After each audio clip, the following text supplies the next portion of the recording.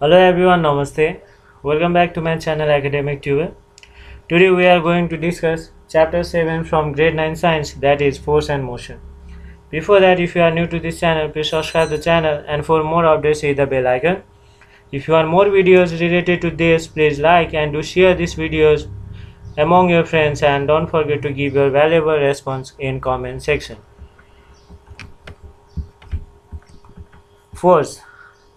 Force may be defined as a pull or push, which change or try to change the state of rest or of uniform motion of a body in a straight line. Force is a vector quantity as it has both magnitude and direction, and the SI unit of force is Newton and CGS unit is dyne. It is measured by spring balance. Relation between Newton and dyne. 1 Newton equals to 1 kg into 1 meter per second square.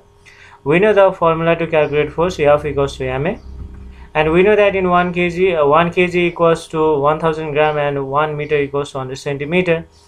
Therefore 1 Newton equals to 10 to the power 5 dynes. Effects of force.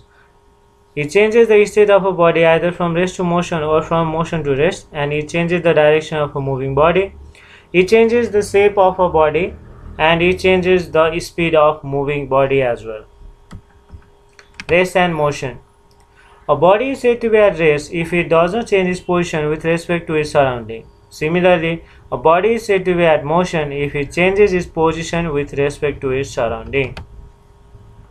Vectors and scalars.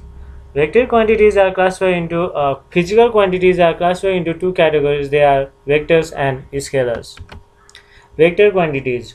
The quantities which have both magnitude and direction are called vector quantities. Example of vector quantities are displacement, force, velocity, acceleration, etc. Similarly, scalar quantities. The quantities which have only magnitude but no direction are called scalar quantities. Examples are mass, time, volume, area, temperature, etc. Difference between vector and scalar. Vectors, they have both magnitude and direction, whereas scalars, they have only magnitude but no direction. Vectors, it is represented by a straight line with an arrowhead, and scalars, it is represented by a straight line without an arrowhead. The sum of vectors may be positive, negative or zero, whereas the sum of scalar, it is always positive. Vector quantities, they can be added or subtracted by a simple algebraic method, whereas they cannot be vectors, they cannot be added or subtracted by simple algebraic method, whereas scalars, they can be added by a simple algebraic method. Distance and displacement. The actual length or path traveled by a body is called distance, and its SI unit is meter. Distance is a scalar quantity because it has only magnitude but no direction. Similarly, displacement, it is defined as the shortest distance between any 2 points in a particular direction, and its SI unit is meter, and it is vector quantity as it has both magnitude and direction. Difference between distance and displacement. Distance, it is actual length or path traveled by a body, whereas the displacement, it is the shortest distance between 2 points in a particular direction. Distance, it is scalar quantity, and displacement, it is vector quantity. Similarly, now we are going to discuss uniform and non-uniform motion. Uniform motion. A body is said to be in uniform motion if it covers equal distance in equal interval of time. Example, if a car covers 5 meters in every 1 second, motion of hands of watch, motion of planets, motion of moon, etc. Whereas non-uniform motion, a body is said to be in non-uniform motion if it doesn't cover equal distance in equal interval of time. Example, motion of animals, vehicles, motion of water in river, motion of human beings, etc. Speed and velocity. The rate of change of distance is called speed, and its SI unit is meter per second. Mathematically, speed s equals to distance d by time taken t. Whereas velocity, the rate of change of displacement is called velocity, and its SI unit is meter per second. Mathematically, velocity v equals to displacement d by time taken t. Difference between speed and velocity.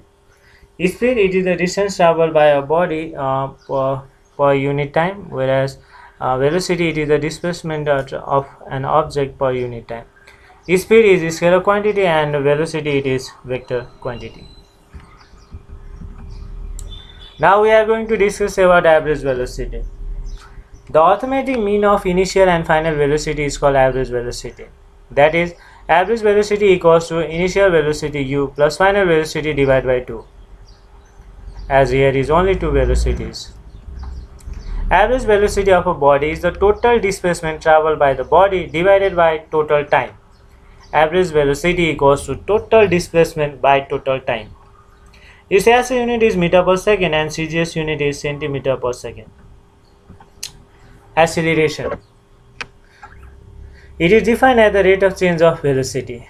If the velocity of a body changes from initial velocity u to final velocity v in time t, then acceleration equals to change in velocity by time taken. So to be a change, there must be two values. So here, so final velocity v minus initial velocity u by time taken t, that is a equals to v minus u by t. Its SI unit is meter per second square, and as it has both magnitude and direction, it is a vector quantity. The acceleration of a body may be positive, negative, or zero, and we know that the negative acceleration is called retardation. Okay, so here is one numerical related with acceleration. A bus is moving with a velocity of 15 meter per second. It increases its velocity to 30 meter per second after 5 seconds. Find its acceleration. So, given initial velocity u, it is given 15 meter per second. Final velocity, it is given 30 meter per second, and time taken, it is given since they are in SI unit, we are not going to change. So acceleration a equals to what? Now we know that the formula to calculate acceleration is a equals to v minus u by t. So a equals to 30 minus 15 by 5 equals to 15 by 5, which is equals to 3 meter per second square. Equation of motion. It is a mathematical equation showing the relationship between distance covered s, initial velocity u, final velocity v, time taken t, and acceleration a. So now we are going to derive the equation of motions. Let us consider a body moving with a velocity u after time t. Its velocity becomes v and covers distance s. Let a be the acceleration produced. From the definition of acceleration, we know that a equals to v minus u by t. From the definition of acceleration, we know that a equals to v minus u by t. So by doing the cross multiplication, we get at equals to v minus u, or v equals to u plus at.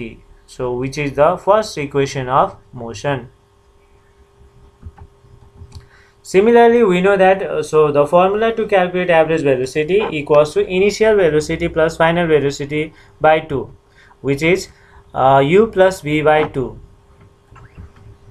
Again, we know that average velocity equals to total displacement by total time taken, that is s by t. So from equation 1 and 2, we can equate, so s by t equals to v plus u by 2, or s equals to u plus v by 2 into t, which is the second equation of motion. Similarly, so we just got s equals to v plus u plus v by 2 into t, and we know that v equals to u plus at. So we are going to, so v equals to u plus at, we got this in equation 1. So we are going to substitute the value of v here. So u plus at by 2 into t. So u plus 2u plus at into t equals t by 2. So 2ut by 2 plus at square by 2. So therefore s equals to, so 2 and 2 they get cancelled, and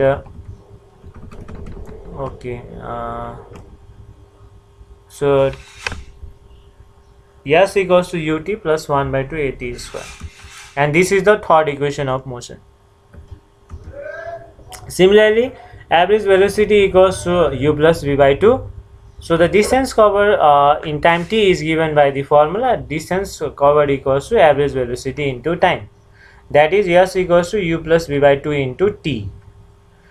Putting the value of t in equation 3, from equation 1, S equals to U plus B by 2 into B minus U by A. So we know that the formula to calculate acceleration is A equals to V minus U by T, or T equals to V minus U by A. So in place of T we have written B minus U by A. So or 2as equals to minus U square plus B square, and minus V square equals to minus U square plus minus 2as, or V square equals to U square plus 2as, which is the fourth equation of motion. So here are some of the special conditions. When a body starts from rest, initial velocity it is always 0, and when a body comes to rest, its final velocity is 0. When a body moves under the influence of gravity, at the time acceleration it would be equals to g, which is acceleration due to gravity. And when a body is thrown vertically upward, v final velocity is 0, and when a body is allowed to fall vertically downward, at that time initial velocity u equals to 0. So here is one question. A body changes its velocity from 54 km per hour to 72 km per hour in 2 seconds. Find its acceleration and distance covered. So initial velocity u equals to 54 km per hour, but we know that the unit of velocity it is meter per second, but here in question it is given in kilometer per hour. So we are going to convert kilometer per hour into meter per second. So 54 into 1000 by 60 into 60, which is equals to 15 meter per second. Similarly, final velocity v equals to 72 km per hour. 72 into 1000 by 60 into 60, which is equals to 20 meter per second. And acceleration it is so we have to find out acceleration and distance covered here. So we have v equals to u plus 80.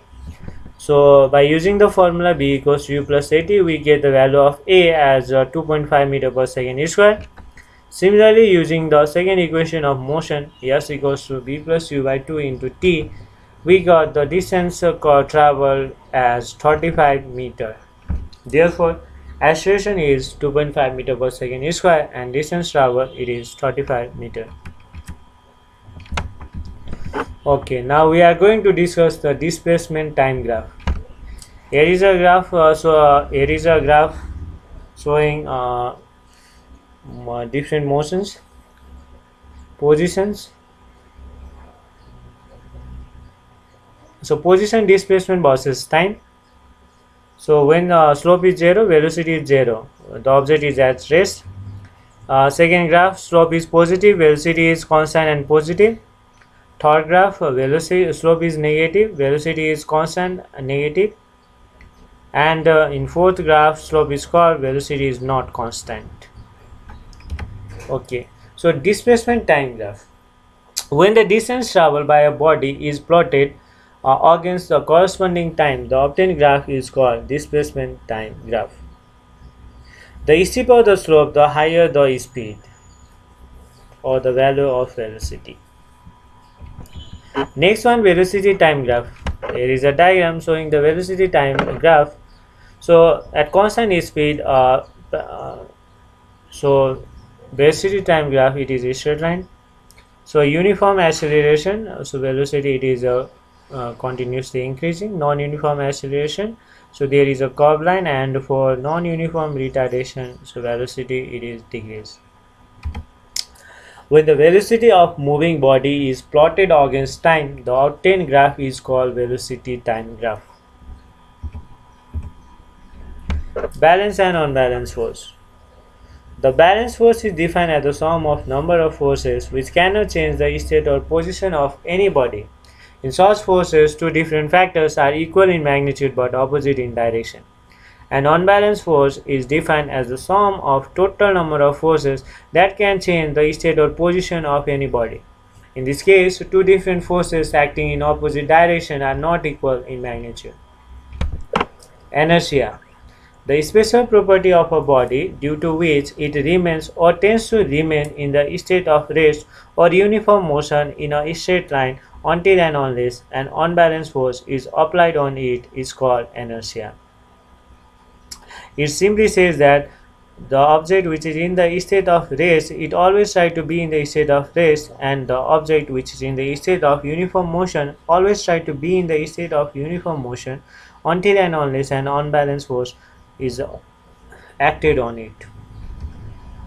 There are three types of inertia. They are inertia of rest, inertia of motion, and inertia of direction. First one is inertia of rest. It is the property of a body due to which it remains or tends to remain in the state of rest until and unless an unbalanced force is applied to it. So here are the few examples of inertia of rest. First one, when a bus suddenly stops, the passenger sitting or standing in the bus falls forward. This is because when a bus starts suddenly, so at first passenger and bus, they both are in a state of rest. When a bus starts suddenly, it comes into motion, but the lower part of passenger body, it starts move forward with the bus, but the upper part of the body tends to remain in the state of rest due to inertia of rest. As a result, and passenger tends to fall backward. Next one, on shaking or giving jerk to the branches of tree, the trees fall down. Okay, so here at first both the tree branch and the fruit, it is in the state of rest. When the branch of tree is shaken or jerked, the branch it suddenly comes in motion, but the fruit it tried to be in the state of rest due to inertia of rest. Now, that is the reason the fruit gets detached from the branch and falls down due to the pull of gravity. Next one, when a hanging carpet is beaten with a stick, the dust particle starts removing from the carpet. So we know that at first, initially, in the beginning, both carpet and dust, they are in the state of rest. When a carpet is beaten by a stick, suddenly carpet it comes in motion, but the dust it tried to be in the state of rest due to inertia of rest. As a result, dust falls down. Next one, a bullet fired against a glass window pane makes a hole in it, but the glass pane is not cracked. Initially, the entire glass is in the state of rest. When the bullet strikes the glass plane, the part of the glass plane which comes in contact with the bullet immediately shares the large velocity of the bullet and flies away, making a hole. And the remaining part of glass, due to inertia of rest, remains at rest and is not cracked. Inertia of motion. It is the property of a body due to which it remains or tends to remain in the state of motion until and unless an unbalanced force is applied to it. Some of the examples of inertia of motion are, when a bus suddenly stops, the passenger are jerked forward. The reason is, initially both bus and passenger they are in the motion. When a bus suddenly stops, it comes to rest, but the passenger it try to be in the state of motion due to inertia of motion. As a result, passenger they jerk forward. Next one, when a passenger jumps out of a moving train, he falls down. At first, initially, both the passenger and train they are in the state of motion.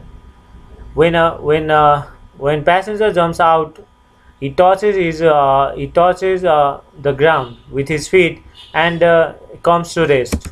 But due to inertia of motion, the upper part is still try to be in the state of motion. As a result, he falls down. Next one, a ball thrown vertically upward by a person in a moving train comes back to his hand. This is because when a ball is thrown upward, it comes to motion along with the person and the train due to the inertia of motion. So during the time ball remain in air, both the person and the ball move ahead by the same distance. This makes the ball to come back to his hand on return. Next example, an athlete run a certain distance before taking a long jump. Why? So it is because in doing so he acquires the inertia of motion. The velocity acquired by running is added to the velocity of the athlete at the time of jump.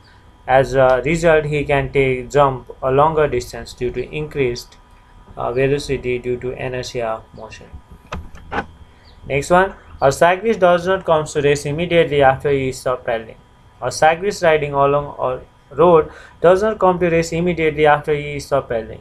The bicycle continues to move forward due to the inertia of motion, but eventually it comes to rest as the result of the retarding action of friction. Now, inertia of direction. It is the property of body by virtue of which it remains or tends to maintain its direction of motion unless external forces act on it. Some of the examples of inertia of direction are when wheels of vehicle rotate at high speed, the mud sticking to them flies away tangentially. This is due to the inertia of direction. An athlete runner runs some distance in same direction before coming at the rest, and when a running bus suddenly takes a turn, the passenger experiences a jerk in the opposite direction. Now we are going to discuss Newton's laws of motion. In 1686 AD, Newton formulated three fundamental laws of motion, which are popularly known as the Newton laws of motion. Newton's first law of motion, which is popularly known as law of inertia. It says that everybody in this universe will continue to be in the state of rest or uniform motion in a straight line until and unless an unbalanced force is applied to it. Since Newton's first law of motion defines inertia, it is called as the law of inertia. So here are some of the examples of Newton's first law of motion.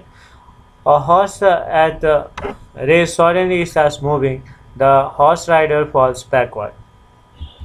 Similarly, when the switch is on, the blades of a fan are in the state of motion. Next one, a piece of paper placed under a pile of books is pulled. Suddenly, it does not disturb the pile of books. Here I have written why as well. You can read that. Second one is Newton's second law of motion. It says that the acceleration produced in a body is directly proportional to the force applied and inversely proportional to mass of a body. So, explanation of second law of motion. Let us consider acceleration A is produced on a body having mass m due to the application of force F. According to the Newton's second law of motion, we came to know that acceleration it is directly proportional to force. That is, force increases, acceleration increases, and vice versa. Similarly, acceleration it is inversely proportional to mass, that is, mass increases, acceleration decreases, or mass decreases, acceleration increases. So combining equation 1 and 2, we get A proportional to F into 1 by m, which is equals to A proportional to F by m. So by doing cross multiplication, we get F proportional to ma, or F equals to Kma, where K is the proportionality constant. So we know that 1 Newton force is defined as the force which when applied to a body of mass 1 kg produce an acceleration of 1 meter per second square. It means if F equals to 1 Newton and m equals to 1 kg, then A equals to 1 meter per second square. Substituting the value of substituting this value in equation 3, we get K equals to 1. And if we again put the value of K in equation 3, we get F equals to ma, which is the required condition. Some of the examples of Newton's second law of motion. So first, a cricket fielder moves his hand backward in the direction of ball while taking a catch. Next one, Chinaware are wrapped in a short paper before packing. Similarly, athletes performing in the high jumps are made to fall on a muddy floor than on a hard floor. Next, it is easier to catch a tennis ball as compared to the cricket ball moving with the same velocity. Newton's third law of motion. It says that to every action there is equal and opposite reaction, and action and reaction act on different body. That's why they never cancel out each other. Examples of third law of motion. When a man swims, he pushes the water in the backward direction as an action. The water pushes the man in the forward direction as a reaction. Thus, swimming it is possible. Next one. When a person walks, he pushes the ground backward. Here, the force applied by the person to the ground backward is action. As a reaction, the ground applies force to the feet in the forward direction, thus he can walk. Similarly, in rockets, the burnt gases come out vertically downward with a great force as an action. As a reaction, the gas gives equal and opposite force to the rocket, then the rocket flies. The guns recoil backward when bullet is fired from it. This is also an example of Newton's third law of motion.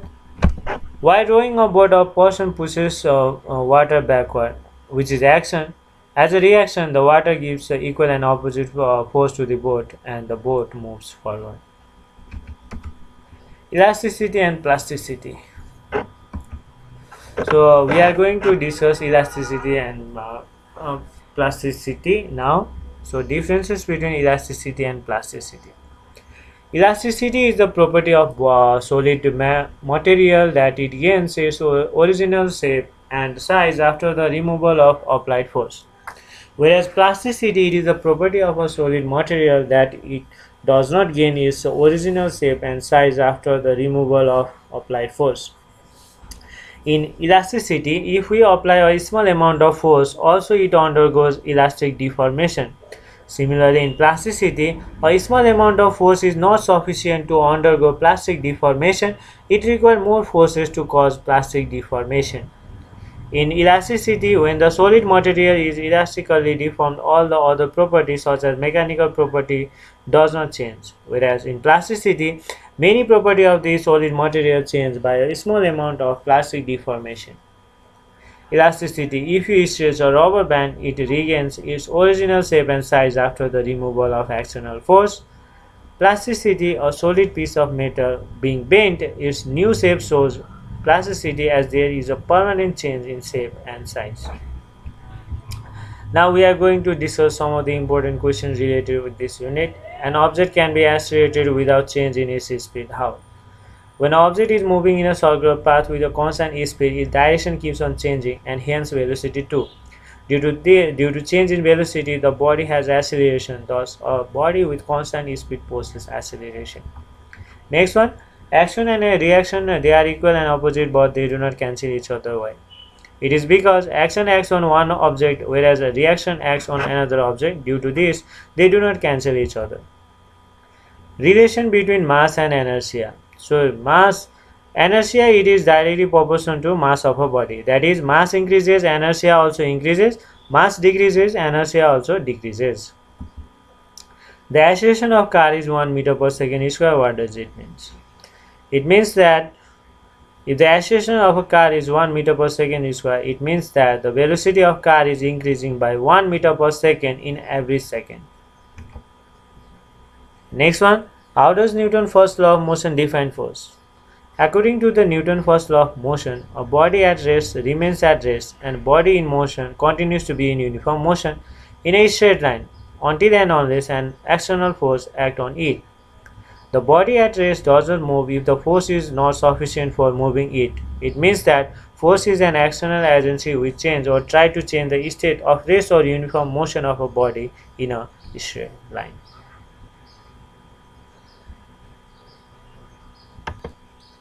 By this, we have completed notes of this unit, force and motion. I hope this video was useful to you.